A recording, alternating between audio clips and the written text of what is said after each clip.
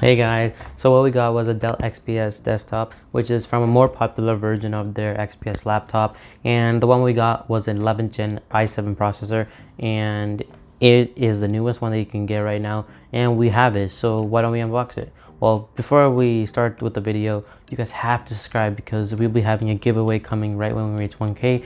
And even though we're at this many subscribers, I know it's possible because like 1% of people who watch our videos are subscribed, which is really crazy to think about. But other than that, let's start with the video.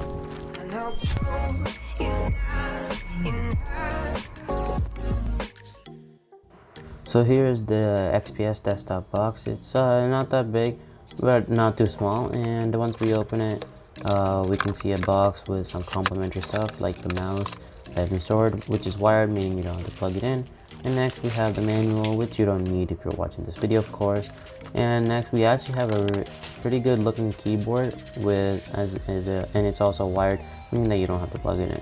Then we have the AC adapter for the whole desktop to charge it up. And let's see what the desktop looks like. So as we look at the desktop, it feels like it's not that big but not too small either, and it looks like it can fit your setup pretty easily considering that it's black. But before we start it up, let's look at the inputs.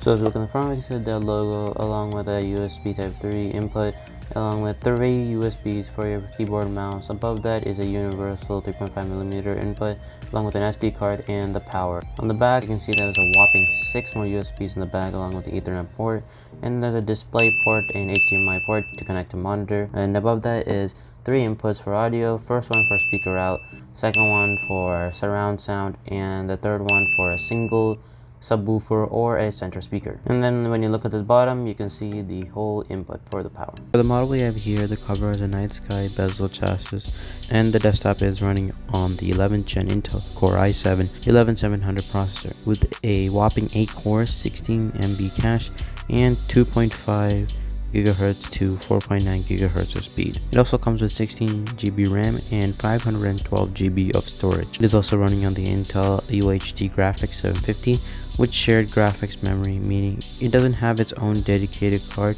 But a good thing about these PCs is that you can just upgrade it to something maxed out like a Nevada GTX. Okay, now let's quickly set this up.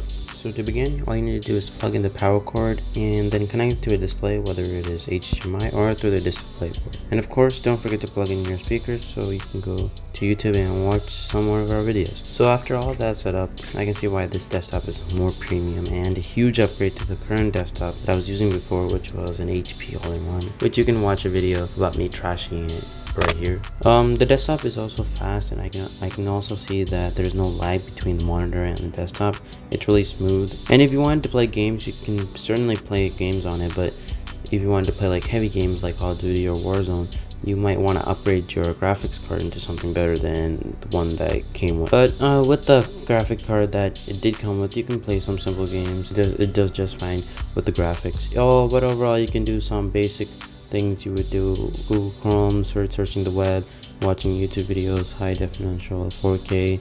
It does just fine with all those. And overall, this desktop is starting off great, but I haven't put it through my daily tasks though. So if you want to see a detailed review, make sure to subscribe and comment below if you're interested of seeing a review on this. But other than that, that was my unboxing and first impressions. Peace.